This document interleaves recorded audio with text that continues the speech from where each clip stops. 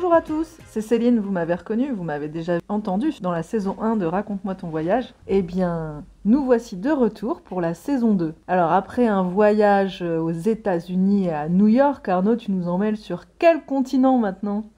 Eh bien, le continent européen, on va rester en France cette fois-ci. Ah, alors on part quand et on part où ?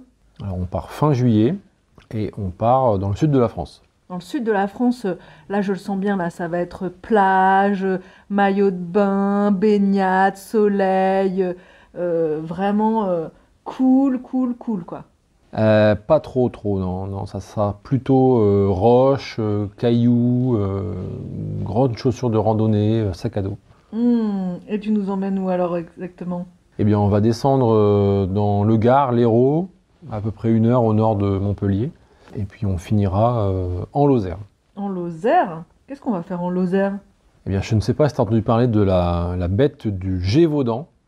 Bah oui, quand même. Mais il paraît que c'est difficile pour la trouver. Tu veux qu'on trouve la bête du Gévaudan ? Sacrée aventure pour la saison 2, moi je vous le dis. Exactement, on va aller à la recherche de la bête du Gévaudan. Ça va se passer comment ? Eh bien, on va partir en randonnée itinérante. Avec bivouac et tout là ? Ah, je ne vous en dis pas plus. D'accord, ok. Qu'est-ce que tu peux nous dire un peu quand même pour aiguiller les auditeurs ? Alors, d'où m'est venue l'idée ? En fait, vous savez que je suis fan de podcasts, puisque non seulement nous sommes créateurs de podcasts, mais aussi nous écoutons beaucoup de podcasts. Et j'ai entendu il y a à peu près 1 an un épisode de Vlan Podcast, dans lequel il y avait un invité qui s'appelle Ferdinand, autrement appelé Castor Fougueux. Et en fait, Castor Fougueux, il travaille chez Chiloé. Donc c'est une entreprise qui promeut des voyages courts, des micro-aventures en France, sur quelques jours, et qui s'oppose un peu au long voyage à l'autre bout de la Terre, dans lequel il faut prendre l'avion. Donc là, c'est vraiment le contre-pied. Donc ça a aiguisé un peu ma curiosité de me dire, bah c'est vrai, après tout, pourquoi pas faire quelque chose dans le coin de chez soi en tout cas. Et donc j'ai noté ça dans ma tête. Et je me suis dit, tiens, là c'est l'occasion, en plein été, voilà, de refaire ce genre de 6 mètres finalement. Hein, donc sac à dos, chaussures de rando, et puis c'est parti. Et du coup, alors, si on fait pas du bivouac, on loge comment ? On va quand même avoir un certain confort. Hein, voilà, on loge pas la Belle Étoile, donc gîte et tape, avec table d'hôte le soir. Donc du coup, ça permet aussi de rencontrer plein de gens qui font comme nous, hein, qui font de la marche itinérante. Et puis voilà, on crée du lien, comme ce que l'on fait d'ailleurs dans le podcast Raconte-moi ton voyage.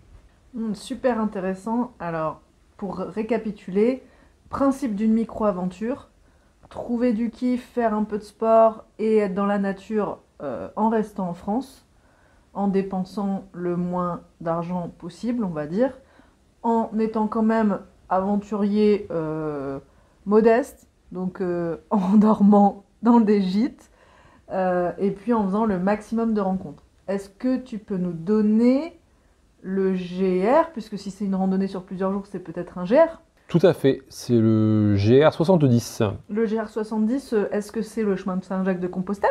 Alors, ça aurait pu, mais je me suis dit, bon, comme c'est la première fois qu'on fait ça, j'avais peur en fait qu'au mois d'août, juillet, août, ce soit vraiment très chargé en randonneurs. Donc j'en ai parlé autour de moi, et puis il y a un ami, Thierry, qui m'a dit « Ah bah tiens, il existe un autre chemin qui s'appelle le chemin de Stevenson, et qui est certainement moins fréquenté, un peu moins connu, alors très connu là-bas, mais de notre point de vue, un peu moins connu.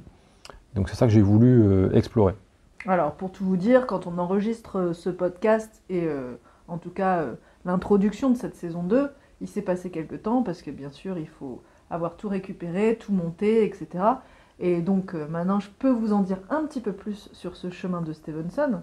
Il fait combien de kilomètres, Arnaud ? 272 km. Et on en fera 272 km. Non, on va pas faire 272 km. Non, on va faire 80. Voilà. On va faire 80. Et il y a quand même Céline dans l'histoire, n'oubliez pas. Hein, bon. Donc 80 km, donc sur quel tronçon ? Alors sur le tronçon du centre, au niveau des Cévennes. Et comme on ne fait pas comme tout le monde, on va le faire à l'envers. Ok. Ce que je peux vous dire sur le chemin de Stevenson, donc Stevenson, c'est Robert Louis Stevenson, l'écrivain, qui a écrit notamment Dr. Jekyll et Mr. Hyde.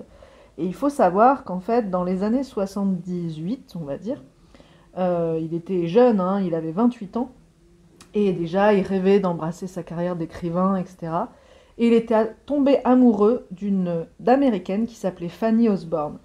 Et c'était une femme mariée, donc à l'époque c'était très compliqué. Bon, elle était séparée, hein, donc elle avait le droit de trouver un nouvel amour, et elle l'a trouvé en fait auprès de Robert Louis Stevenson, qui est un Écossais, et elle avait 2 enfants. Mais elle a quand même dû repartir en Californie. Et là, notre Stevenson, il a fait une déprime totale. Et quoi de mieux quand on fait une dépression que de se retrouver en pleine nature. Et c'est là qu'il a décidé de parcourir un chemin. Donc il fait ses 272 km. Je vous en dis pas plus sur comment il l'a fait, dans quelles conditions il l'a fait, parce que tout ça, vous allez le découvrir dans notre périple. Je trouve qu'on a déjà pas mal décrit en fait ce qui va se passer, en fait, hein, vous donner le cadre. Et je crois qu'on peut souhaiter aux auditeurs une bonne écoute de la saison 2 alors. Et bien c'est parti, nouvelle saison de Raconte-moi ton voyage. Bonne écoute. Bonne écoute. C'était Raconte-moi ton voyage. N'hésitez pas à mettre des étoiles et un commentaire sur votre application de podcast préférée. Merci beaucoup, ça nous aidera à nous faire connaître. Je vous donne rendez-vous pour un prochain épisode.